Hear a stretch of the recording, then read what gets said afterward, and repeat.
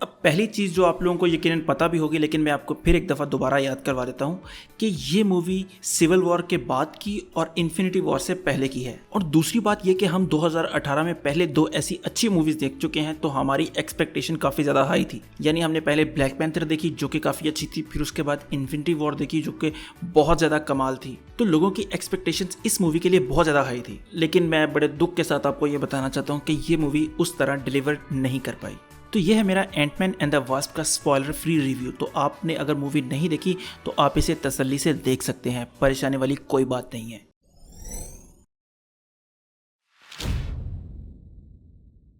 पहले मुझे जो चीज़ें अच्छी लगी मैं उनके बारे में बात कर लेता हूँ कि इस मूवी में मुझे ज़्यादा क्या पसंद आया। अब सबसे पहली चीज़ जो इस मूवी में अच्छी थी वो था बाप बेटी का रिलेशनशिप, चाहे वो स्कॉट का और कैसी का हो, चाहे वो हैंक पिम का और होप का हो। उन्होंने इस चीज़ को बड़ा अच्छे तरीके से उजागर किया है इस मूवी में। और वो जो छोटी बच्ची जिसने कैसी का रोल किया है स्कॉट लैंग की बेटी का, जाहिर सी बात है पार्ट 1 में भी वही थी, लेकिन यहाँ पर उसके सीन पहली वाली मूवी से ज़्यादा थे। और मैं कहता हूँ वो जिस सीन में भी आई है वो सीन उसी पे फोकस था। मतलब वो बहुत ही छोटी सी क्यूट सी बच्ची है और उसको वो दिल करता है ना, वो एक पॉन्ड्स की ऐड आया करती थी, गूगली वूगली बुश, वो दिल करता है कि उसकी ना गाल पकड़ के वो किया जाए, इतनी वो छोटी सी क्यूट बच्ची है। और वैसे भी छोटे बच्चे तो होते ही बड़े प्यारे हैं, तो उसके सीन देखने का तो बहुत ही ज़्यादा मज़ा आया मुझे। और मैंने सुना कि वो यंग एवेंजर्स की तरफ भी जाएंगे फ्यूचर में, तो क्या पता 10-12 साल के बाद जब वो यंग एवेंजर्स बनाने लगेंगे तब ये एक प्रॉपर उनके पास एक तैयार खड़ी होगी एक पूरी टीम को लीड करने के लिए, जो कि काफ़ी अच्छी बात है। इसके अलावा माइकल पेनिया का जो कैरेक्टर है फर्स्ट मूवी में उसका कैरेक्टर काफ़ी इंटरेस्टिंग था और यहाँ पर भी ऐसे है। यानी कि मोस्टली जो कॉमेडिक एक्ट थे वो सारे उसी के पास थे। यानी कि ऐसे होता है कि एक सीन चला, बड़ा इंटेंस सीन आ गया, उसमें बीच में इसको डाल दिया 1-2 मिनट के लिए, ये लोगों को कैरी करता था अपनी कॉमेडी के साथ। इसके अलावा अगर आप सोच रहे हैं कि इस मूवी में स्टोरी टेलिंग वाला सीन है जो ये पहली मूवी में इसके जो ट्रेडमार्क सीन बना था वो है, आपको देखने का भी मजा आएगा, वही बेस्ट सीन है इसका। इसके अलावा इसके जो 2 बाकी साथी थे, जितना उनका किरदार पहली मूवी में था उतना ही तकरीबन इस मूवी में भी है। अब इस मूवी में एक ऐसा कैरेक्टर था कि जिसके बारे में मैं एक्सपेक्ट नहीं कर रहा था कि वो इतना अच्छा निकलेगा। वो था रेंडल पार्क का कैरेक्टर, जो कि एक FBI का एजेंट है जिसने स्कॉट को हाउस अरेस्ट किया हुआ है। तो उसके सीन्स देखकर भी आपको यकीनन मजा आएगा। अब इसके अलावा एक जो चीज़ बड़ी नोटिसेबल थी जो आपको यकीनन देखकर मजा आएगा। अब गार्डियन ऑफ द गैलेक्सी 2 में आपने देखा था कि कर्ट रसेल का जो कैरेक्टर था, ईगो वाला जो कैरेक्टर था, उसका उन्होंने उस मूवी में दिखाया था कि जब वो यंग था तब कैसा था। आप अगर इस मूवी में माइकल डगलस वाला जो कैरेक्टर है और मिशेल फाइफर वाला जो कैरेक्टर है देखेंगे जब उन्होंने यंग दिखाया था, तो आप गार्डियन ऑफ द गैलेक्सी 2 में जो दिखाया है वो भूल जाएंगे। मैं कहता हूँ बहुत ज़बरदस्त दिखाया है यार, आपकी सोच है यार कि बंदा हैरान होता है कि यार अब कैसे विजुअल इफेक्ट आ गए हैं कि कुछ भी करना मुश्किल नहीं है अब इसी बात से एक और अच्छी बात मुझे याद आई कि इस मूवी में हमें माइकल डगलस का जो कैरेक्टर है यानी कि हैंक पिम, उसके बारे में ज़्यादा डिटेल पता चली है कि वो पास्ट में कैसा था। क्योंकि अगर हम कॉमिक की बात करें तो कॉमिक में हैंक पिम का जो कैरेक्टर है वो इतना अच्छा नहीं है, यानी कि वो अपनी बीवी को भी पीटता है और उसने अल्ट्रॉन भी बनाया था, तो बाकी आप अंदाज़ा लगा लें कि वो किस तरह का बंदा था। अब अगर मैं बात करूँ घोस्ट के कैरेक्टर की, तो जो मैंने पिछली मूवी देखी थी रेडी प्लेयर 1, उसमें हैना जॉन केम का जो कैरेक्टर था वो बिल्कुल डिफरेंट था और यहाँ पर बिल्कुल ही डिफरेंट है। वैसे मैं एक वीडियो बना चुका हूँ घोस्ट की बैक स्टोरी पर, लेकिन हमने जो मूवी में कैरेक्टर देखा है और कॉमिक में कैरेक्टर है वो टोटली डिफरेंट कैरेक्टर है। यानी कॉमिक्स में वो एक मेल कैरेक्टर है और यहाँ पर वो फीमेल कैरेक्टर है और बैक स्टोरीज भी बिल्कुल डिफरेंट हैं। अब उसके जो VFX हैं वो अच्छे भी थे और अच्छे नहीं भी थे। अच्छे कब थे? जब वो एक जगह से दूसरी जगह फेस करती थी, और जब मुझे अच्छे नहीं लगे, ये मेरा पर्सनल ओपिनियन है, आपको शायद अच्छे लगते हो, जब वो एक तो अपने हाथों को देखती थी, हाथ आगे पीछे हो रहे थे, जब वो सोने लगती है तो वो बड़े अजीब से VFX थे। मुझे पर्सनली लगा, बाकी आप लोगों को अच्छे लग सकते हैं। तो मुझे उम्मीद है आपको घोस्ट के जितने भी सीन हैं वो काफ़ी अच्छे लगेंगे। अब ये तो वो बातें होगी जो मुझे इस मूवी में अच्छी लगी हैं। जो अच्छी लगी हैं वो बातें वो काफ़ी कम थी। अब आते हैं उन बातों की तरफ जो मुझे इस मूवी में अच्छी नहीं लगी। सबसे पहली चीज़ जिस पर मैं बात करना चाहूँगा वो है कॉमेडी। कॉमेडी अच्छी थी, लेकिन कई पॉइंट्स पर कॉमेडी की ज़रूरत नहीं थी। जैसे ट्रुथ सीरम वाला जो है सीन, वो काफ़ी अच्छा था, बहुत ज़्यादा अच्छा था, उसका स्टार्ट भी बड़ा अच्छा था, लेकिन उसको उन्होंने बहुत ज़्यादा खींच दिया। जिन्होंने मूवी देखी होगी उनको पता होगा कि मैं क्या बात कर रहा हूँ। और ये सिर्फ एक सीन नहीं है, इसी तरह के बहुत ज़्यादा सीन थे जिनको उन्होंने बहुत ज़्यादा ड्रैग किया है। यानी कि एक बड़े अच्छे इंटेंस सीन के दौरान बीच में उन्होंने 1-2 मिनट की कॉमेडी डालकर पता नहीं क्या साबित करने की कोशिश किया। कॉमेडी अच्छी थी यार, कॉमेडी का मसला नहीं है, मसला है कि कॉमेडी उस वक्त ज़रूरी नहीं थी। खैर मुझे आप लोगों का तो पता नहीं कि आप लोगों को उस पॉइंट पर कॉमेडी अच्छी लगे या ना लगे, लेकिन मुझे तो उस टाइम पे अच्छी नहीं लगी। ये सिर्फ मेरा अपना पॉइंट ऑफ व्यू हो सकता है, आपको शायद अच्छी लग सकती है। अब जो दूसरा मेरा इस मूवी के साथ गिला है कि आपके पास जो पहला एंटमैन का कैरेक्टर था, यानी कि पॉल रड का जो पहली मूवी में कैरेक्टर था, वो इन्होंने दिखाया काफ़ी जीनियस था। यानी कि इलेक्ट्रिकल इंजीनियर है, उसने अगर आपको सेफ तोड़ने वाला सीन याद हो तो बड़ा अच्छा वो सेफ वाला सीन था। लेकिन इस मूवी में उन्होंने वास्प के कैरेक्टर को अच्छा ले जाने के लिए, क्योंकि ये मूवी मेरे ख्याल से बेसिकली वास्प की जो ओरिजिनल स्टोरी उन्होंने बनाने की कोशिश की है कि उसकी थोड़ी सी बैक स्टोरी दिखाकर उसको ऊपर लाने की कोशिश की है। लेकिन इस चक्कर में उन्होंने जो स्कॉट लैंग का कैरेक्टर है उसको बहुत ही वेला सा, फारिग सा, और उसको कुछ अकल ही नहीं है, हर वक्त फजूल बातें कर रहा है, यानी कि हर वक्त मजाक के चक्कर में है, जो कि सबसे ज़्यादा डिसअपॉइंटिंग बात थी मेरे लिए।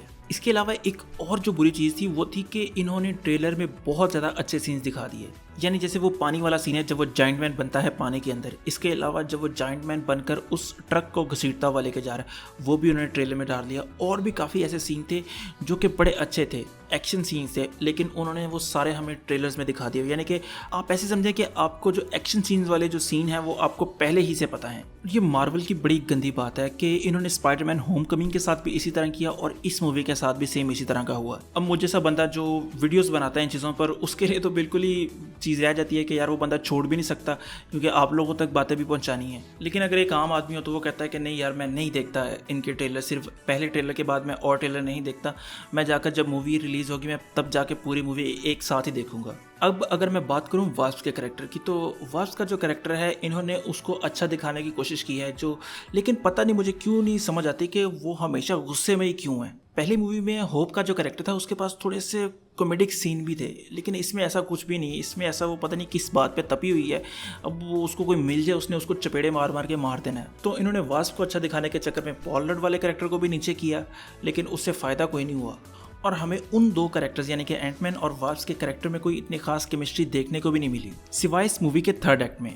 अब थर्ड एक्ट से मुझे एक बात याद आई कि इस मूवी में कोई ऐसा कोई एक्ट्स नहीं थे, यानी कि बिगनिंग थी और एंड था, और बिगनिंग को ही यानी कि एक आप ऐसा समझें कि फर्स्ट एक्ट था, फिर फर्स्ट का एक्सटेंडेड एक्ट था सेकंड एक्ट बेसिकली कुछ था नहीं, फिर उसके बाद एंडिंग की तरफ चले गए। अब अगर मैं इस मूवी के विलन की बात करूं तो इस मूवी में उन्होंने विलन का कैरेक्टर बिल्कुल ही ज़ाया किया है। उन्होंने घोस्ट को भी ज़ाया किया है और उसमें साथ जो गॉगिन्स का कैरेक्टर है बिल्कुल उसको ज़ाया किया है। मैं कहता हूँ अगर वॉल्टन गॉगिन्स वाले कैरेक्टर को निकाल भी देना तब भी यह मूवी वैसी रहेगी, उसके होने से उस मूवी में कोई फर्क नहीं पड़ रहा। मुझे वॉल्टन गॉगिन्स पर हैरानी है कि यार वो इस तरह के एक्ट ही क्यों करता है।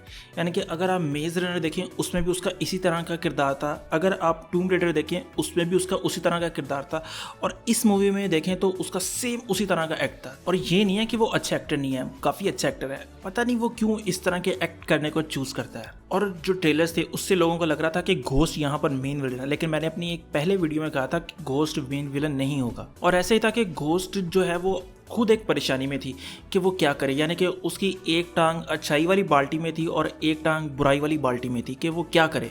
यानी आप ऐसा समझे कि इस मूवी में विलन का कोई इतना बड़ा रोल नहीं है। यानी इस मूवी में मेन पर्पस ये था कि मिशेल फाइफर वाले कैरेक्टर को क्वांटम रैम से बाहर लेकर आना, और उसको वहां से लाने में बीच में ये छोटी छोटी रुकावटें थी। तो मेरे लिए घोस्ट कैरेक्टर एक बड़ा अच्छा था, और जिस एक्ट्रेस ने उसे किया उसने भी उसको बड़ा अच्छा किया है, लेकिन घोस्ट एज ए विलन अच्छा नहीं था। इसके अलावा जो मिशेल फाइफर का जो कैरेक्टर था वो इतना ज़्यादा बड़ा नहीं था, और उसको उन्होंने मोस्टली एक्सप्लेन भी नहीं किया। अगर आप मूवी देखेंगे आपको पता चलेगा कि उसके पास कुछ पावर्स भी हैं, लेकिन उन्होंने उसको बिल्कुल भी एक्सप्लेन नहीं किया। मैं सोच रहा था कि इसको वो एवेंजर्स 4 में शायद इस्तेमाल करें, लेकिन आप एंड क्रेडिट सीन देखेंगे आपको खुद ही आइडिया हो जाएगा। तो उनको उसकी नई पावर्स को थोड़ा सा एक्सप्लेन करना चाहिए था, लेकिन खैर ये कोई इतनी बड़ी बात नहीं है, इसको वो फ्यूचर में भी कर सकते हैं। अब इसके अलावा एक कैरेक्टर ऐसा है जिसके ऊपर मैंने अभी तक कोई बात नहीं की, वो है लॉरेंस फिशबर्न वाला कैरेक्टर। वो कैरेक्टर बेसिकली हैंक पिम का पुराना साथी है, जब वो शील्ड के लिए काम किया करता था तब वो उसके साथ काम किया करता था। अब इसका जो कैरेक्टर है ये आपको थोड़ा सा सरप्राइज ज़रूर करेगा, क्योंकि इसके कैरेक्टर में जो थोड़ा सा ट्विस्ट है ना वो बड़ा सरप्राइजिंग है। मुझे नहीं लगा था कि ऐसा उसके कैरेक्टर के लिए कोई सरप्राइज होगा हमारे लिए, लेकिन उसके कैरेक्टर में एक छोटा सा सरप्राइज है जो कि आपको देख के काफ़ी मज़ा आएगा। इसके अलावा एक स्टैनली का भी कैमियो है जो कि इतना ज़्यादा इंटरेस्टिंग नहीं है। और इस मूवी में 2 क्रेडिट सीन है, एक मिड क्रेडिट सीन है और एक एंड क्रेडिट सीन है। खैर उसके ऊपर मैं अलग वीडियो बनाऊंगा तो आप वो बाद में देख लीजिएगा, और इसके बाद में अपना एक स्पॉइलर वाला रिव्यू भी दूंगा, तो अगर कोई इंटरेस्टिंग हो तो बाद में आकर उसे भी देखे लाजमी। तो अगर मैं अपनी रेटिंग की बात करूं तो मैं इस मूवी को दूंगा 10 में से 6.5 या मर के बड़ी मुश्किल से 7 नंबर, क्योंकि इससे ज़्यादा की ये मूवी नहीं है। अब ऐसा है कि कई लोग मूवी देखने जाएंगे और मूवी को काफ़ी इन्जॉय करेंगे और आकर कमेंट करेंगे कि यार तेरा रिव्यू तो बड़ा फारिग है। अब मैं आपको थोड़ा सा एक अपना पॉइंट ऑफ व्यू समझाने की कोशिश करता हूँ कि कई लोग जब मूवी देखते हैं तो वो उसमें सिर्फ फ़न ढूंढने की कोशिश करते हैं, लेकिन जब से यूट्यूब मैंने स्टार्ट की है तो मैं हर मूवी को एक डिफरेंट नज़रिए से देखता हूँ।